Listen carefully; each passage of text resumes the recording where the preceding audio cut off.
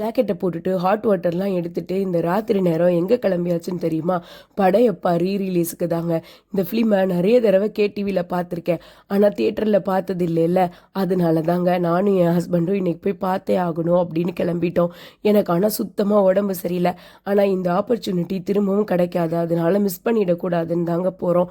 Pallavaram grand கல்லடாவில் night 11 PM தாங்க show. நான் கூட தேட்டரில் யாருமே இருக்க மாட்டாங்கன்னு நினச்சேன், ஆனால் செம ஃபுல்லு. அட்வர்டைஸ்மெண்ட் விட்டே இந்த படத்தை பார்த்து பழகிட்டோமா, ஃபுல் ஸ்ட்ரெச்சாக உட்காந்து பார்த்த போதும் அப்படி கூஸ் பம்ஸாக இருந்ததுங்க. ரஜினி சார் வர்ற ஒவ்வொரு சீனும் விசில் அடித்து பசங்க தூள் கிளப்பிட்டாங்க. ரம்யா கிருஷ்ணன் மேம் வரும்போதெல்லாம் ராஜமாதா ராஜமாதான்னு கத்தி கூச்சல் போட்டு செம்மையாக என்ஜாய் பண்ணாங்க. நாங்களும் கூடவே என்ஜாய் பண்ணோம். நான் கூட 30+ க்ரௌட் மட்டும்தான் இருக்கும்னு நினச்சேன், ஆனால் சின்ன பசங்களும் அவ்வளோ நிறைய இருந்தாங்களா. அப்போ தாங்க தோணுச்சு, இவரை ஏன் இப்போவும் சூப்பர் ஸ்டார்னு சொல்கிறோம் அப்படின்ட்டு. சுற்றி சுற்றி வந்தீங்க பாட்டை இதுதான் ஃபஸ்ட் டைமாக ஃபுல்லாக பார்க்குறேன்னு என் புருஷன் சொன்ன போது எனக்கு அதிசயமாக இருந்தது.